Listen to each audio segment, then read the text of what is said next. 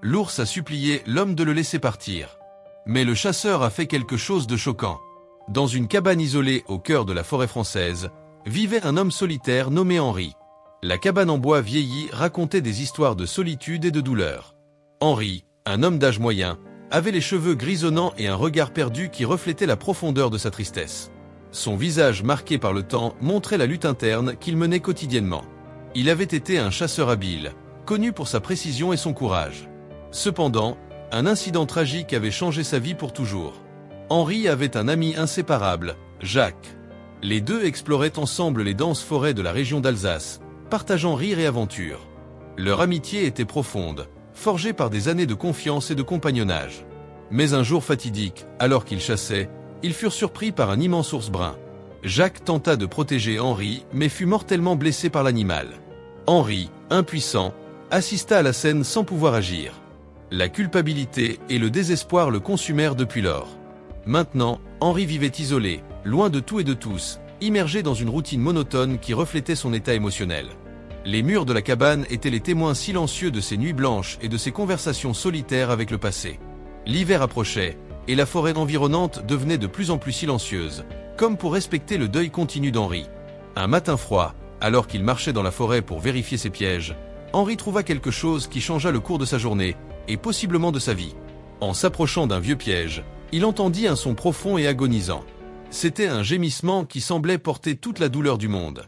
Henri suivit le son et, à sa grande surprise, trouva un majestueux ours brun pris au piège. L'ours était blessé, avec les pattes coincées et saignantes. Ses yeux, habituellement féroces et imposants, exprimaient maintenant un mélange de douleur et de désespoir. Henri s'arrêta, le cœur battant la chamade à la vue de l'animal. Il se souvint instantanément de l'incident avec Jacques. Le gémissement de l'ours résonna dans la forêt, atteignant le cœur d'Henri comme une flèche. L'homme ressentit un mélange d'émotions, peur, colère, mais aussi une compassion inattendue. L'ours, en percevant la présence d'Henri, poussa un dernier gémissement de douleur, presque comme une plainte. Les yeux de l'animal croisèrent ceux d'Henri, et à cet instant, quelque chose changea en lui. Il vit non seulement un animal sauvage, mais une créature souffrante, suppliant de l'aide. Henri s'approcha lentement, chaque pas lourd du fardeau de son passé. Il savait qu'il devait prendre une décision. Libérer l'ours signifierait affronter ses propres démons, la colère de la perte de Jacques et la culpabilité qu'il portait. Mais en même temps, laisser l'ours la signifierait perpétuer un cycle de douleur et de souffrance, tant pour l'animal que pour lui-même. En observant l'ours, Henri se rappela les dernières paroles de Jacques, lui demandant de ne pas se culpabiliser. Ce souvenir fit monter les larmes à ses yeux, mais alluma aussi une petite flamme d'espoir. Peut-être que libérer l'ours était la rédemption qu'il cherchait tant. Henri savait que ce ne serait pas facile. Il devrait ouvrir le piège, risquer sa propre sécurité et affronter la douleur du passé. Mais à ce moment, il sentit qu'il n'avait pas le choix. Le regard suppliant de l'ours était une chance pour lui de se racheter, de finalement trouver la paix avec lui-même. Avec une détermination renouvelée, Henri s'approcha encore plus, décidé à aider l'ours. Il savait que cet acte de compassion pouvait tout changer, non seulement pour l'animal prisonnier, mais aussi pour lui-même. La forêt, témoin silencieux de tant de moments de douleur, allait maintenant assister à un possible moment de rédemption. Henri se tenait à quelques mètres de l'ours prisonnier, son cœur battant à tout rompre. Il savait que le prochain pas serait crucial, tant pour l'ours que pour lui-même. Il prit une profonde inspiration, tentant de calmer la tempête d'émotions en lui. Lentement, il commença à s'approcher de l'animal. Chaque pas était une lutte contre la peur et les souvenirs douloureux qui le hantaient. L'ours, malgré la douleur évidente, ne montrait aucun signe d'agressivité. Ses yeux étaient fixés sur Henri, comme s'il comprenait que cet homme était sa seule chance de liberté. Henri s'agenouilla près du piège, observant les griffes de métal enfoncées dans les pattes de l'ours. Le sang coulait lentement, teintant la neige de rouge. Avec des mains tremblantes, Henri commença à examiner le piège. Il était rouillé et semblait encore plus cruel que dans ses souvenirs. Il aurait besoin de toute sa force pour l'ouvrir. L'ours poussa un gémissement bas, comme pour encourager Henri à continuer. Le chasseur sentit un pincement au cœur. C'était comme si l'ours comprenait sa lutte intérieure. Alors qu'il luttait avec le piège, des flashs de sa vie passée envahissaient son esprit. Il voyait Jacques, son ami de longue date, souriant et partageant des histoires autour du feu. Il se rappelait des rires, des aventures et de l'amitié profonde qui les unissait. Mais ensuite, le souvenir s'assombrissait. Il voyait l'ours attaquant Jacques, le sang, les cris. Henri se revoyait, impuissant, incapable de sauver son ami. Tu n'as pas de culpabilité, Henri. Les paroles de Jacques résonnaient dans son esprit. C'était quelque chose qu'il répétait constamment avant l'attaque. La vie est imprévisible, mon ami.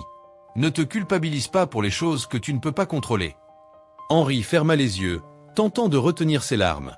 Il sentait la présence de Jacques là, comme si son ami était à ses côtés, l'encourageant à aller de l'avant. La lutte avec le piège était une métaphore parfaite de sa propre bataille intérieure. Libérer l'ours signifiait se libérer lui-même de la culpabilité et de la douleur qui le rongeait depuis des années.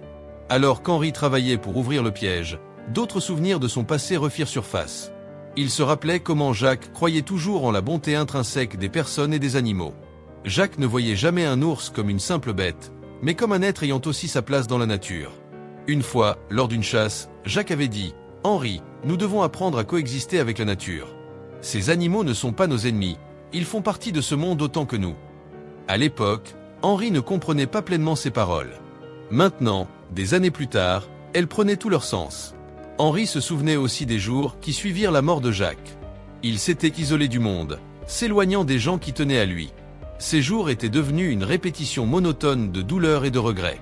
Chaque piège qu'il posait dans la forêt était une forme de punition personnelle, un moyen de perpétuer la souffrance qu'il ressentait. Quand le piège céda enfin, Henri se sentit épuisé, mais soulagé. L'ours se déplaça lentement, retirant ses pattes du piège. Il regarda Henri avec une expression qui semblait mélanger douleur, soulagement et gratitude. Henri recula de quelques pas, laissant de l'espace à l'ours. Il y eut un moment de silence absolu dans la forêt. Henri et l'ours se regardèrent, et dans ce regard, Henri sentit une compréhension mutuelle. Il avait sauvé l'ours, mais il s'était aussi sauvé lui-même. La forêt semblait différente maintenant, moins oppressante et plus accueillante.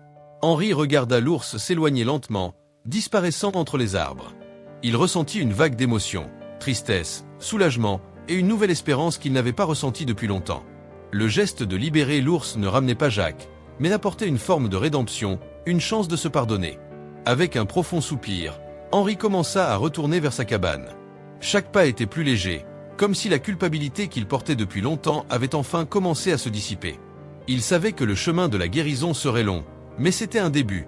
Pour la première fois depuis des années, il se permit de ressentir une étincelle d'espoir. Henri sentit le vent froid de l'hiver sur son visage, alors qu'il observait l'ours s'éloigner. Le poids de la responsabilité sur ses épaules était immense. Il savait que, pour vraiment libérer l'ours, il devait s'assurer qu'il soit en sécurité jusqu'à ce qu'il puisse se débrouiller seul. Déterminé à mener à bien sa mission, Henri commença à suivre l'ours de loin, maintenant une distance sûre pour ne pas l'effrayer. L'ours, sentant la liberté nouvellement acquise, avançait lentement dans la neige, laissant une traînée de sang. Henri savait que les blessures de l'animal devaient être traitées. Malgré la peur, il ressentait une connexion inexplicable avec l'ours. L'ours, de son côté, semblait comprendre qu'Henri ne représentait pas une menace. Après avoir marché pendant un temps qui sembla interminable, l'ours s'arrêta enfin près d'un ruisseau gelé. Épuisé, l'animal se coucha dans la neige, respirant lourdement. Henri réalisa que c'était le moment d'agir. Il s'approcha prudemment, parlant d'une voix douce et rassurante. « Tout va bien, mon ami. Je veux juste t'aider, » dit Henri, la voix tremblante d'émotion. L'ours leva la tête et regarda Henri. Les yeux de l'animal montraient un mélange de fatigue et de confiance. Henri savait qu'il devait agir rapidement. Avec des mains tremblantes, il sortit de son sac quelques provisions qu'il portait. Il nettoya les blessures de l'ours avec le plus grand soin possible, appliquant une pommade pour aider à la cicatrisation. Pendant qu'il travaillait, Henri sentait la présence de Jacques à ses côtés, comme si son ami était là, observant et approuvant ses actions. Il se souvenait d'une nuit, il y a des années, lorsque Jacques avait soigné un loup blessé qu'il avait trouvé dans la forêt. « Tout le monde mérite une chance de vivre », avait dit Jacques à l'époque. Ces mots résonnaient maintenant profondément en Henri. Quand il eut terminé, Henri se retira lentement, laissant l'espace à l'ours pour se reposer. Il savait que l'animal aurait besoin de temps pour se remettre complètement. Il décida de monter un petit campement à proximité pour veiller sur l'ours durant la nuit. Le silence de la forêt était seulement brisé par le doux murmure du vent et les gémissements occasionnels de l'ours. La nuit passa lentement. Henri, assis près d'un feu de camp, réfléchissait aux événements récents. La chaleur des flammes lui rappela les moments où il partageait des histoires avec Jacques autour du feu. Maintenant, il était seul, mais avec un nouveau sentiment de paix et de but. Le lendemain matin, Henri se réveilla au bruit de pas lourds dans la neige. L'ours était debout, ses blessures semblaient moins graves. L'animal regarda Henri pendant un long moment, et Henri vit quelque chose dans les yeux de l'ours qu'il n'aurait jamais attendu, de la gratitude. C'était comme si l'ours comprenait le sacrifice et l'effort qu'Henri avait fait pour l'aider. Henri se leva et, avec un hochement de tête, fit ses adieux silencieux à l'ours. Il savait qu'il était temps de continuer sa route. L'ours se retourna et commença lentement à marcher vers la forêt, disparaissant entre les arbres denses. Henri resta là un moment, observant la forêt qui lui paraissait maintenant plus vivante et accueillante. Avec une nouvelle détermination, Henri commença à marcher de retour vers sa cabane. Chaque pas semblait plus léger, comme s'il avait laissé derrière lui le poids du passé. Il savait que la route vers la guérison ne faisait que commencer, mais il se sentait prêt à l'affronter. En arrivant à sa cabane, Henri remarqua la lumière du soleil entrant par les fenêtres, illuminant l'intérieur d'une manière qu'il n'avait jamais perçue auparavant. Il s'assit sur sa chaise en bois, regardant la forêt à travers la fenêtre. Il ressentit une connexion renouvelée avec la nature et avec lui-même. Henri décida qu'il honorerait la mémoire de Jacques d'une manière positive. Il commencerait à utiliser ses compétences de chasseur non pour capturer, mais pour protéger la vie sauvage. Il aiderait les animaux blessés et prendrait soin de la forêt, comme Jacques l'avait toujours voulu. Avec un cœur plus léger et un esprit plus clair, il s'engagea à vivre selon les enseignements de son ami. Ce jour-là, Henri trouva une nouvelle raison de vivre. Il savait que la douleur de la perte ne disparaîtrait jamais complètement, mais il avait maintenant la certitude qu'il pouvait la transformer en quelque chose de positif. La forêt, autrefois perçue comme un lieu de souffrance, devenait maintenant un symbole d'espoir et de renouveau. Henri sourit pour la première fois depuis des années, ressentant une paix intérieure qu'il n'avait pas éprouvée depuis longtemps. Il savait qu'il y aurait encore des défis à relever, mais il se sentait prêt à les affronter avec courage et compassion. Avec le temps, Henri se consacra à transformer sa vie. Il commença à visiter régulièrement les zones autour de sa cabane, surveillant la vie sauvage et s'assurant qu'aucun animal ne tombe dans des pièges. Sa mission était maintenant de protéger la forêt, un lieu qu'il considérait autrefois comme rempli de dangers et de tristesse. Peu à peu, la nouvelle de ses actions se répandit dans les villages voisins.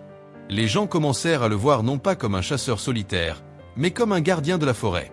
Il devint une figure de respect et d'admiration, quelqu'un qui consacrait sa vie à prendre soin de la nature. Un jour, alors qu'il était dans la forêt, Henri vit un groupe d'enfants explorer la région. Ils s'approchèrent de lui, curieux de ses activités. Henri sourit, se souvenant de sa propre jeunesse, et décida de partager son histoire. Il leur parla de Jacques, de l'ours et de l'importance de protéger les animaux. Les enfants écoutèrent attentivement, enchantés par ses paroles. La véritable force ne réside pas dans la chasse, mais dans la protection, dit-il, ses yeux brillant d'une nouvelle lumière. Nous avons tous un rôle à jouer dans la préservation de ce monde merveilleux que nous appelons notre foyer. Henri réalisa qu'en partageant son histoire, il n'honorait pas seulement la mémoire de Jacques, mais il inspirait aussi une nouvelle génération à valoriser et respecter la nature.